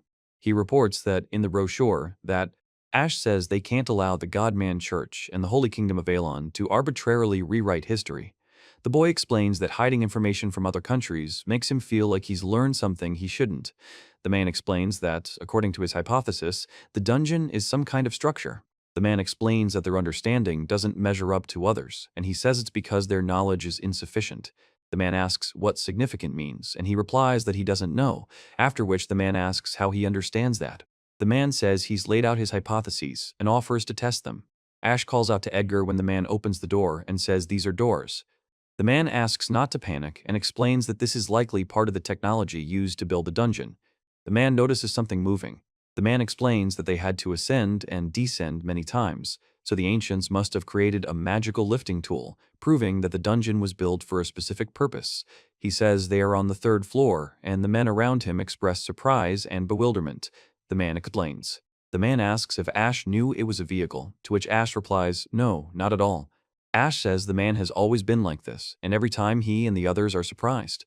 The man asks if this is part of the investigation. The man explains what he's doing, and Ash confirms. The man explains. Max says it's time to go back and raises his hand. He says, let's go. The man in the skin orders them to move faster. He explains that it's like this. The man in the hat is glad they're back and says they were worried about them. The man in the hat is happy to see them back. The girl explains that the magical lifting tool has been found, as well as a ladder leading even lower, and asks if it's really possible to reach the very bottom now. The man in the hat is dubious and asks why the girl thinks so. Ash says they have a lot of work to do. They need to explore and equip. The woman says they will have an impossible task. The guy explains that there are stronger monsters there, and he says yes. Ash tells everyone to rest and to note in the report that this is a prototype test. He explains that the fire's power can't be adjusted, and if you don't monitor it, all the food will burn. Ash explains that, unlike a regular fire, it's difficult to tell how hot it is, and that he's never seen anything like it. The guy says that 15 minutes on one magic stone isn't enough, and suggests using the magic tool only for kindling and cooking over a regular fire. He says he thinks the guy is being picky. The man forbids her from loudly declaring all the shortcomings. The woman says she's always been amazed by the imperial aristocracy, but she also dislikes the empire. She learned from her brother that he works as a diplomat and explains that they supply magical tools and enhancement stones from the kingdom, but lately they've been whining for a reduction. The guy says they should get it themselves. The girl explains that the Empire doesn't enter dungeons but still uses magical tools. The guy says that means commoners don't get the tools. Ash reports that they're still lighting a fire with wood. The man says he couldn't do that. Ash explains that they have magical weapons and doesn't think the kingdom is inferior to the Empire, but he wonders why they're acting this way. The woman explains that they have. He says that they specialize in monsters and have no contact with them, but if there are people like Sir Edgar among them, then their strength can only be terrifying. The woman explains that a mage's power depends on the individual, while magical weapons can be used by anyone, and sooner or later they will be able to confront the mage. The Empire must look to the future. The woman apologizes for getting carried away, and the man explains that he too has his own score to settle with the Empire, and he is grateful. The woman asks if they've had any inconveniences since moving in, and Ash says he's more than happy. Ash says he was surprised too. Ash thanks her for the warm welcome. Ash and the woman note that for the first time since the battle, there haven't been any complaints at the table, and the woman confirms this. He asks if the kingdom has any special customs, and the girl wants to ask about love and marriage. The man explains that it's a hot topic and suggests they talk about children. Another man says to pour a drink, and the girl agrees to drink to it. The group laughs, and one of the men, Ash, says it's important for both of them and asks about the children. The woman explains that many men in the kingdom become hunters, but it comes with a risk to their lives, which naturally requires more labor. The woman explains that food and magical tool production require more people, so immigration wasn't a problem for them, and polygamy is common there, regardless of status. He explains that in the Empire, it's a privilege for the nobility and asks how many wives he'd like to have. The boy says one is enough. The woman explains that to encourage fertility, if parents can't raise a child, they can hand it over to a state institution. Ash says that seems cruel and then asks what. The woman says the state welcomes the practice because it doesn't want people to hesitate to have children. She explains that this is precisely why children are a valuable asset to the kingdom, and the entire state cares for and protects them, so there's no need to worry. The man says that in the kingdom, the rich usually donate to good causes, and if you don't, you'll be looked at askance. Ash advises that when you get rich, it would be a good idea to donate to charities. He explains that he will have to do this immediately upon his return. The girl says that in the Empire, it is unthinkable for the rich to give away their hard-earned money. He says that he likes it. He says that perhaps this is why there is a sense of close contact between people, unlike in the Empire. The girl notes that. The man in the hat reports that they respawned on level 17 as usual and asks how things are with the lizardmen. Ash explains that, but is interrupted. The two men say they will rely on each other in the future, and one of them confirms this. He reports that there are no monsters on levels 18 and 19, and that they usually appear around 4 in the morning. The man in the hat explains that this is just a hypothesis for now and asks to wait for the official research report. Several people comment on this strangeness and try to understand the situation.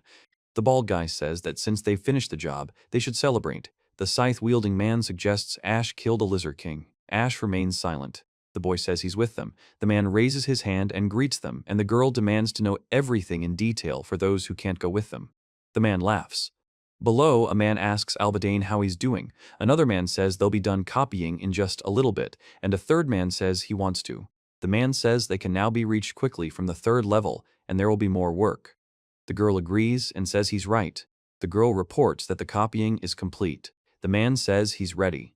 The girl and the man walk down the corridor together. The woman says that she considers the current exploration of the 2nd dungeon a success, then she says so. The man reports that Marquis Edgar and the scientists are continuing their work and will report back as soon as they discover anything. The man reports that this is truly a major success. The man at the table explains that this is truly remarkable and says they will have any information they need for research, especially about monsters. The man with the cup asks if the stain from the previous investigation has been removed and asks Lord Orano for his personal impressions. Ash says that's a different story. The bearded man reports that even someone of Lord Orano's stature finds him that way. Another bearded man explains that the overall losses aren't that great compared to other monsters. The man reports that the youth has distinguished itself this time. He explains that, as he wrote in his report, he has done almost nothing. The man with the beard says that he's been heard about a lot lately and asks how such a talent could have remained in the shadows until now. The guy with the document explains. The woman reports that the Ministry of Foreign Affairs conducted an investigation, and the boy explains that Ash is said to have communicated with the commander of the 2nd Night Squad, Barone, back then. The scarred man confirms that he is of Bale's level and vouches for Ash's strength. The bearded man remarks that the man on the right reports that a capable subordinate, superior to him, was apparently hindering him, and he personally checked with the deputy commander of the Imperial Knights Order. The man on the left says that dismissing such a talented person for a stupid reason is so imperial. The man reports that the deputy commander was extremely upset. He suspected something was wrong and dug deeper. The man explains that the Empire had been making unreasonable demands to export magical stones, and apparently realizing that this wouldn't work, they decided to mine them themselves, the man explains. The man says he's too important a figure to serve in any particular noble house, and says they have no choice. Another man asks if that means they won't interfere. Ash explains that they're not an empire, they value, protect, and use talented people for their intended purpose. The man says they've gotten way off topic and need to continue the meeting. The man says the new huntress everyone's been talking about lately is apparently from the Empire. The guy says there's someone there and asks to take a look. The text says this is the first dungeon city. The woman announces that she has arrived and greets Ms. Mirai. The man asks how things are going and if they have found their comrades from the Empire. The woman replies that she hasn't, but she has brought something to sell. The man then offers to take a look. The woman shows 2 bags from level 4 and says that, as always, she is impressive. The woman says that metal demand is high right now, so they're being very helpful and asks if they'll stop paying. She explains that they might stop paying in the future, but even now, it's significantly higher than the average income in other cities. The woman explains that metal monsters can be used whole, without waste, and that in other cities, the meat of regular monsters isn't used, so the profit is lower. Ash says, The woman says she'll go calculate the reward. The man asks if she's listening and thanks her. The woman says the thief is already drunk, and the man asks if he's going to the gambling house today. He says it's time to reunite with him and the others, and also needs money to move to another city. The woman explains that the thief always says that, but in the end, he goes with her anyway. The thief sighs. Ash says they pay what they deserve, respect them, and have something to spend it on, and when you know you can always make money, it's so hard to resist. He'll definitely leave this time. The man asks Ash to forget about it and have fun with them, but Ash leaves him alone, calling him a drunk. The guy. He says that in class, it seems, he needs money, not men, and that he received a large payment from the state. The man says that he still has a lot of assignments for Ash and asks him to finish at least this one. He shouts that he is leaving for a second city because they earn more there, and that Ash says the voice is high-pitched and not masculine, and also reports that a girl or child decided to try their luck and expresses irritation. The guy screams, "No, no." He says that she knew it and calls him. The woman says she has a headache and she can't stand it anymore. The guy yells, "Stay away," creating explosions around himself. Ash, shocked, asks if he's a mage.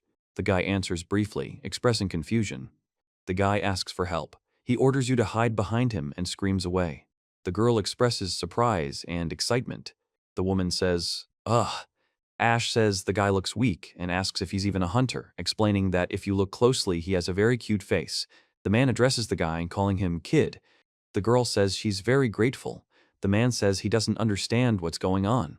Ash says he'll get the other one out of here and orders him to stop crying. The man explains that he recently left home and became a hunter. He has a twin brother who was a brilliant scientist and will now work at the capital's scientific institute. The boy says that he must continue the family business, and explains that he is not as smart as his brother, but he could use magic. He says that he must continue the family business, and says that, therefore, he is a young nobleman and it seems he is in trouble. Ash reveals that his parents wanted him to inherit the house and marry to strengthen the family's position. Ash explains that he was offered marriage to a woman rumored to be a devourer of young men and 30 years his senior. Ash exclaims that she is 30 years older. He says his parents say he needs to be patient because strengthening ties with the upper class is profitable. He asks if that's why the other guy ran away from home. The guy explains that he thought if he became a hunter, he could earn money and hunt at the higher levels. He explains. Ash explains that if you don't spend everything on drinking and gambling, you can earn and save. He says someone said you can't get rich that way. The guy is surprised and asks if that's true. Ash says the levels are clear and asks if the equipment includes food and water.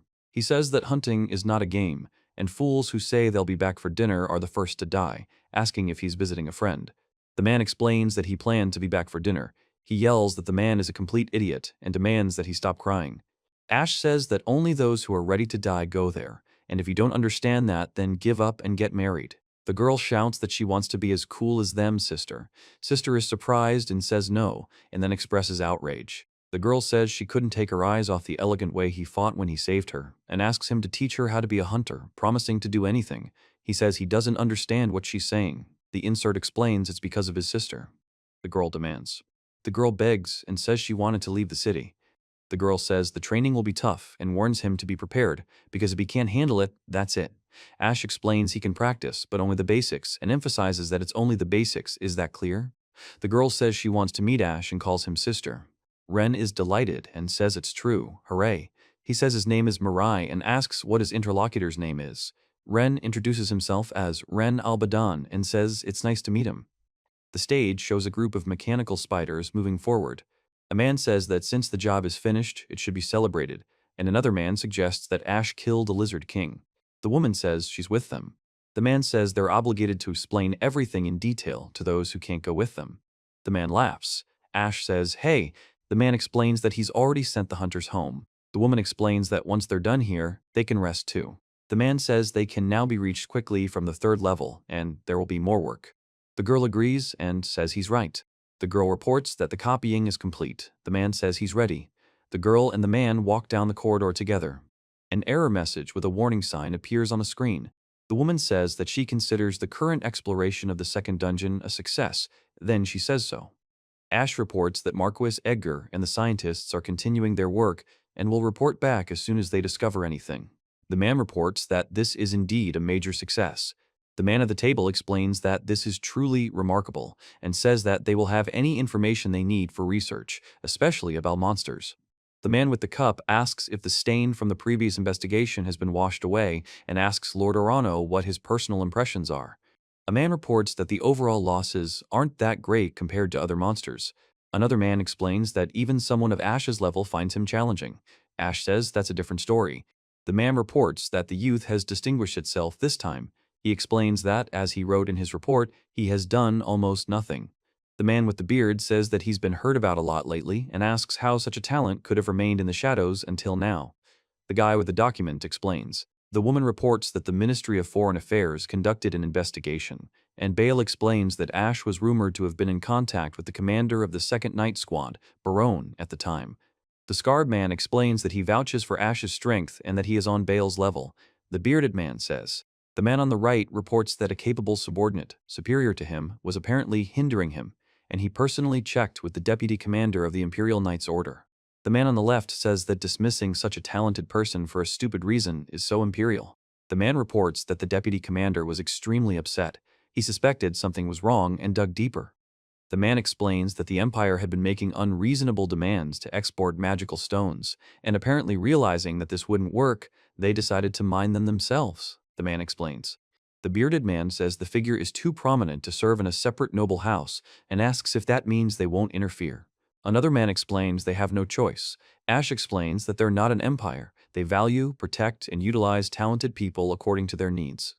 The man says they've gotten way off topic and need to continue the meeting. A man says this is the first dungeon city. Another man says it's worth checking out.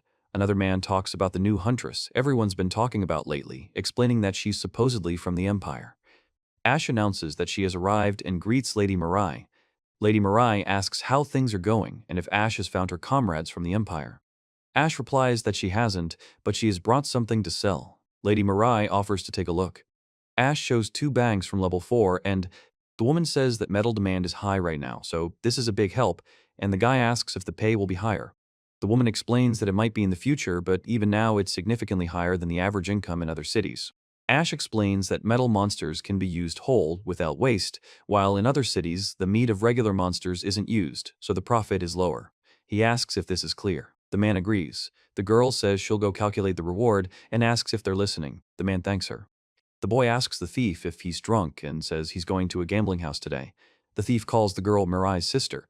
The thief says it's time to reunite with Ash and the others, and also needs money to move to another city, noting that although he originally planned to save up, Ash says they pay what they deserve, respect them, and have something to spend it on, and when you know you can always make money, it's so hard to resist, he'll definitely leave this time. The man asks Ash to forget about it and have fun with him, but Ash leaves him alone, calling him a drunk. The guy. He says that in class, it seems, he needs money, not men, and announces that he received a large payment from the government. The girl shouts that they earn more than her and that she thought they paid more in the first city. The woman says she has a ton of tasks for Ash and asks him to at least finish this one. Ash shouts that he's leaving for the 2nd city. The woman, shocked, asks what, and Ash is surprised why he has to do so many tasks. The woman explains that all the hunters are scum, obsessed with drinking and gambling, and says he's the only one she can trust. She begs him to fulfill only these orders and says she'll negotiate an additional reward with her superiors. He's silent, then says, "It's." The girl says she can finally leave this hole. The man complains about the blinding light and asks what's going on. Ash says the voice is high-pitched and not masculine and asks if it was a girl or child trying their luck, sounding annoyed. The guy shouts that he is no. He says that she knew it and calls him. The woman reports that she has a headache and she can't stand it anymore. Ash yells, "Don't come near me using magic." The man responds with surprise, saying, "What, a magician?" and then makes the sound, He tells me to hide behind him. He screams away. The man asks for help. The man starts to speak, but doesn't have time to finish. The girl expresses surprise and excitement. Ash says, "Ugh," to the boy sitting on his lap, calling him kid. Ash explains that if you look closely, the boy has a very cute face and asks if he's even a hunter, since he looks like a weakling. The girl says she thanks him very much. The man says he doesn't understand.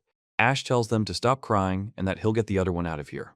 Ash explains that he recently left home and became a hunter, and that he has a twin brother who is a brilliant scientist and will now work at the capital's scientific institute. The boy explains that he must continue the family business. He explains that he must continue the family business and asks if this means he is a young nobleman. The boy says that he is not as smart as his brother, but he could use magic. Ash reveals that his parents wanted him to inherit the house and marry to strengthen the family's position. Ash reveals that he was offered marriage to a woman rumored to devour young men and who is 30 years his senior. Ash shouts about it. The boy asks Ash how old he is. The boy says his parents say he needs to be patient, because strengthening ties with the upper class is profitable. The girl explains that she thought she could earn money by becoming a hunter, so she ran away from home. The boy says the guild said there's no way to get below level 5. Ash says the levels are clear and asks what kind of equipment they have and if there's food and water. Ash explains that you can make money at the top too, as long as you don't waste it. Ash says they probably told you that if you spend everything on drinking and gambling, you won't get rich. He says that hunting isn't a game, that fools who say they'll be back for dinner are the first to die, and asks him if he's visiting a friend. The man explains that he was planning to be back for dinner. He yells at him for being a complete idiot, and the man asks him not to cry. Ash says that only those who are ready to die go there, and if you don't understand that, then give up and get married. The girl shouts that she wants to be as cool as them, sister. The woman is surprised and says no, and then Ash expresses irritation. The girl says she couldn't take her eyes off the way he fought elegantly when he saved her, and asks him to teach her how to be a hunter. He says he doesn't want anyone to join his group and promises to do anything. The insert says it's his sister. He expresses unhappiness. The girl begs and says she wanted to leave the city. The woman says the training will be tough and warns him to be prepared, because if he can't handle it, that's it. The woman explains that he can only practice the basics and demands he understand that. The man says he needs to meet Ash and his sister. Ren is delighted and says it's true. Hooray. Ash reveals his name is Mirai and asks what his interlocutor's name is. Ren introduces himself as Ren Albadan and says it's nice to meet him. The stage shows a group of mechanical spiders moving forward.